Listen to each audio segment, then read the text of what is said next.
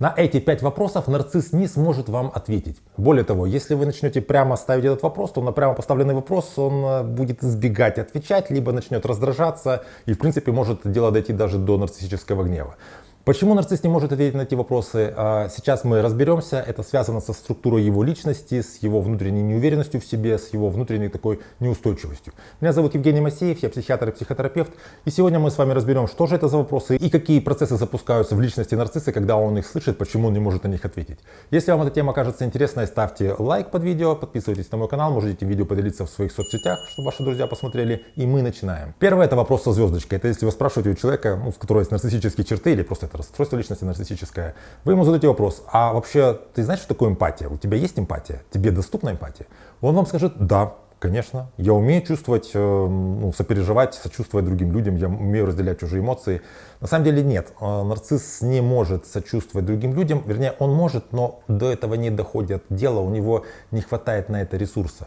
Нарцисс постоянно увлечен собственной нестабильностью, собственной какой-то возможной незначимостью. Ему постоянно нужно работать над тем, чтобы утверждать в контакте с любым человеком вот этот свой фасад мнимый. То есть там, где у него все хорошо, там, где он классный, там, где он уверенный, там, где он такой блестящий. Вот. И постоянно он этим увлечен, ему некогда уделять внимание переживаниям других людей, потому что у него внутри постоянно вот это бурлит. Но поскольку часто бывает так, что эмпатия, в принципе, она важна социально, то есть, предположим, собралась какая-то компания, какой-то человек рассказывает какую-то, скажем, грустную, трогательную историю. И все слушатели, потихонечку начиная вникать, у которых развита эмпатия, начинают также переживать. У них мимика становится такой, вот они как бы уже в процессе в этом находятся. Они представляют себе картину, которую он описывает. Они начинают как-то вздыхать, они начинают что-то говорить. И нарцисс понимает, что поскольку все в каком-то процессе, я не в процессе, мой социальный статус как будто бы падает, и я должен как будто бы тоже начать это все мимикрировать, то есть повторять. И нарциссы часто, просто следят за другими и зеркалят те эмоции, которые проявляют окружающие. Как понять, что у человека эмпатия не развита, а он симулирует? Очень просто. Это всегда немножко переиграно и всегда немножко так с опозданием. То есть, грубо говоря, вот кто-то что-то сказал, все как-то отреагировали, и он с небольшим опозданием старается, чтобы догнать всех, немножко так чрезмерно вздыхать, чуть более громче вздохнул, более сильнее заломил как-то брови, еще что-то. То есть по нарциссу всегда видно, что это не настоящая эмпатия, что он пытается как-то мимикрировать под окружающих, чтобы быть так, как все. Второй вопрос, на который нарцисс не ответит вам искренне, в принципе будет стараться не отвечать, это если вы будете задавать такой очень личный вопрос: как ты? Как вообще у тебя дела? Как ты себя чувствуешь? Что у тебя происходит? Особенно если вы понимаете, что человек оказался в какой-то, передряге, какая-то у него проблема. То есть вы понимаете, что ему, возможно, нужно немножко какого-то сочувствия, какого-то поддержки. Если нарциссу задать вопрос «как ты?», он автоматически начинает заглядывать внутрь и видит эту пустоту, этот проваленного маленького замерзшего ребенка внутри себя. То есть, когда вы задаете нарциссу вопрос типа «как ты?», что ты на самом деле сейчас чувствуешь, что с тобой сейчас происходит, не о чем ты думаешь, а не что ты хочешь сделать, а что с тобой происходит, вы его возвращаете к истинному себе и отвлекаете его от этого фасада, за которым он прячется. То есть у нарцисса есть маска такого успешного, устойчивого, какого-то веселого, эмоционально стабильного, эмоционального такого жесткого человека, который он как будто постоянно в таком образе. Когда вы ему задаете такие вопросы, вы как будто бы его возвращаете туда, откуда он всеми своими силами всю свою жизнь старается выбраться. Естественно, ему этот вопрос не понравится, он, возможно, будет раздражаться, и уж точно вы не услышите какой-то такой, рассудительный ответ, когда человек полон какой-то рефлексии, понимает, что с ним происходит, и он вам говорит. Он этот разговор точно не поддержит. Следующий вопрос, на который нарцисс никогда не ответит вам, это вопрос типа: ты же понимаешь, что ты не прав, или ты же понимаешь, что тебе стоит извиниться. Даже если вы говорите не по отношению к себе, то есть что ты не прав по отношению ко мне и тебе извиниться нужно передо мной. Если вы просто человеку говорите, предположим, скажем, женщина с мужчиной, мужчина с нарциссическими чертами, и он нахамил какому-то официанту или где-нибудь на сервисе кому-то. И женщина ему говорит: ты же понимаешь, что ты немножко перегнул, может ты, не знаю, может ты устал, может ты как-то был сгоряча, надо извиниться, ты как-то взял и немножко перегнул. Или скажем, по отношению к родственникам или еще по отношению к кому-то, к друзьям. Он никогда это не признает. Максимум, что вы можете получить от нарцисса, это он скажет, что мне жаль, что ты так это чувствуешь. Мне жаль, что тебя расстроило то, что я сделал. Мне жаль, что у тебя, ты такая ранимая и так как будто бы неадекватно реагируешь на то, что я сказал, на то, как я поступил. Нарцисс не может принять на себя ответственность за свои какие-то некрасивые действия, потому что, понятно, что если, например, он признает, что он нахамил там официанту или какому-то человеку сервиса, то ему нужно будет с этим как-то вот находиться, он будет понимать, что в его личности есть такое место, ну, тому, чтобы быть некрасивым, нехорошим, ну, таким нехорошо выглядящим, а ему это не важно, у него и так внутри это пустота, ему это просто неприемлемо. Все его защиты работают на то, чтобы он просто не мог осознать то, что он может быть виноватым. То есть он искренне верит в то, что это окружающие виноваты, а не я виноват. Я не могу быть ни в чем виноват.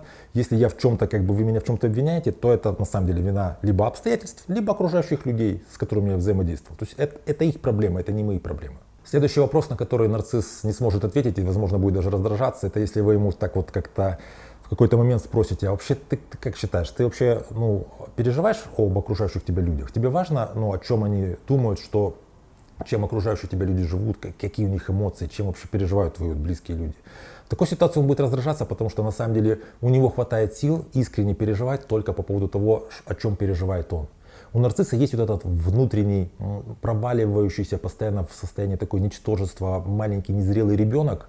И вот эта вот неуверенность в том, что он имеет право сам себя любить, неуверенность в том, что он вообще имеет право на существование, он компенсирует тем, что выстраивает этот фасадный такой образ такого красивого, социально приемлемого человека, вот которого красивого, блестящего, хорошо выглядящего, которого все одобряют. И он должен постоянно убеждать окружающих людей в том, чтобы они поверили, что он такое и есть. И он должен получать от окружающих постоянно такие повторяющиеся подтверждения, что он окейный, потому что он сам в это не верит. Естественно, что искренне как-то вот переживать по поводу того, что происходит с окружающими, у него просто не хватает сил. Это то же самое, как когда у вас в обувь попал камешек, вы идете, не можете его вытащить, и вы ни о чем больше не можете думать, кроме как об этом камешке. Вы не думаете о том, какой второй кроссовок классный, вы не думаете, как вам вообще комфортно, в принципе, как вы одеты, вы не думаете о том, какая классная погода, вы думаете только о том, как этот камешек надавливает вам с каждым шагом на ногу, вы больше ни о чем не можете думать. То же самое у нарцисса. У него есть вот эта вот эмоциональная сосредоточенность на внутреннем вот этом провале, постоянная тревога в том, что его как-то вскроют, что его как-то разоблачат, и он только об этом и может думать. И если вы ему говорите о том, если вы еще близкие люди, и вы ему говорите, что посмотри, а ты вообще как бы сильно переживаешь, там, о чем там переживают твои там, близкие, там, не знаю, братья, сестры, друзья, там, дети, не знаю, родители, то в этой ситуации он понимает, что да, он не сильно по этому поводу переживает, и этот вопрос ему очень сильно не нравится. И пятый вопрос, на который нарцисс вам не ответит, это вопрос типа, чего ты на самом деле хочешь от этих отношений? Что ты вообще на самом деле хочешь? Что ты вот хочешь от жизни, то есть что на самом деле с тобой происходит. То есть это вопрос очень близкий к такому экзистенциальному вопросу, кто ты. Нарцисс не может ответить на этот вопрос, потому что ему опять же нужно будет заглянуть внутрь себя и увидеть того себя, вот этого вот маленького ребенка в отчаянии, в каком-то состоянии такой недолюбленности.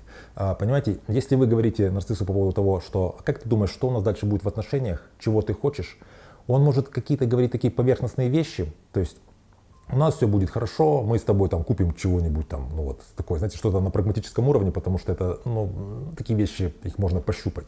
Мы с тобой там как-то вот будем планировать что-то, и также он не может заглянуть далеко в будущее, потому что он находится постоянно в состоянии вот этого тревоги сейчас, и как-то планировать по поводу будущего чего-то он не может. Вот этот его аватар, вот эта его маска, она же не живая, и она не может куда-то там планировать какую-то жизнь. И он планирует в своем образе находиться вот здесь и сейчас, и желательно, чтобы ничего не менялось, желательно, чтобы те же люди, которые ему дают нарциссический ресурс, те же оставались, чтобы никто не менялся, и какие-то изменения его тоже в принципе пугают, потому что изменения в принципе тревожные, а нарциссы более чем тревожны.